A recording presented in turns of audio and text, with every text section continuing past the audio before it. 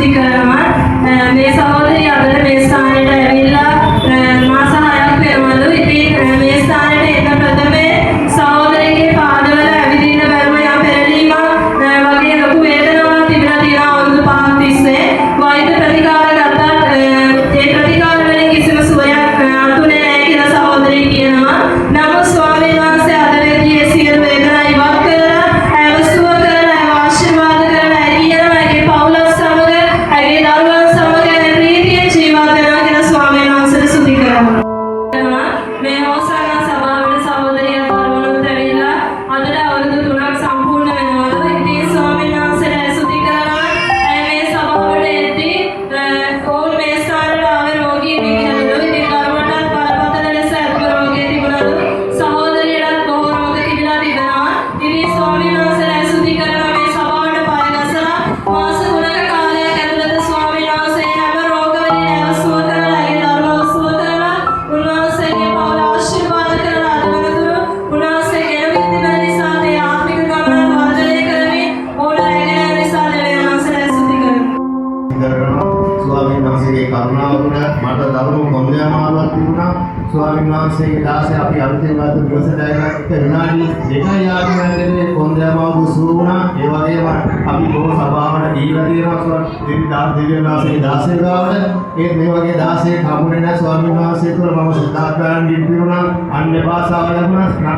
සියලුම දේ මේ දාසේ තුළ මම ලැබිලා තියෙනවා. ඒ වගේ මම ඔබලාට පරිවිඩයක් කියනවා මේ සභාව ආත්මයන් වහන්සේ දෙවියන් වහන්සේ ක්‍රියා කරන මේ සභාව තුළ සදාත්ම ජීවිතයේ දිනවලම රැඳෙන්න කියලා ස්වාමීන් වහන්සේ තුළ හොඳ ගමනක් යන්න පුළුවන් මේ දාසය තුළින්. ඒ නිසා ඔබ අද දවසේ ඔයාලට පරිවිඩයක් දෙන දෙවියන් වහන්සේ තුළ මේ ඉදිරියට ඉහළට ගමන් කරන මේ සභාව තුළ රැඳෙන්න කියලා ස්වාමීන් වහන්සේට ස්තුති වේවා.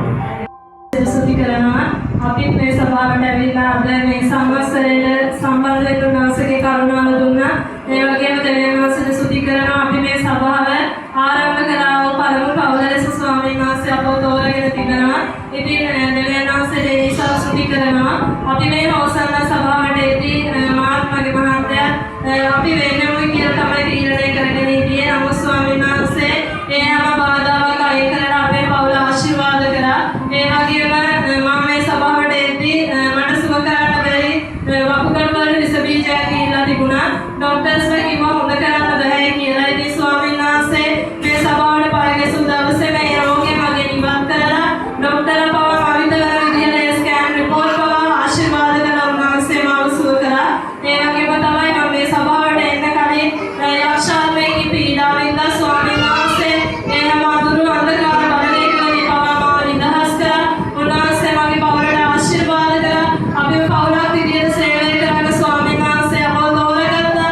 ඒ වගේම අපි හැම වෙලාවකම කඩුණු බිඳුණු වැටුණු අවස්ථාවලදී අපි නැගිට්ටන ස්වාමීන් වහන්සේ අපට ආශිර්වාද පූජක පවුලක් ආශිර්වාද සභා පවුලක් අපිට දුන්න නිසා දෙවියන් වහන්සේ මෙතරම් අපිව ගෙනාවු නිසා ඉදිරියට ඉහළට අපේ පවුලක් විදිහට එන නිසා දෙවියන් වහන්සේට ස්තුති කරනවා. පළමු වතාවට එනකොට අපි හිටියේ මහත්යාගේ යාළුවෙක්ගේ නිවසක.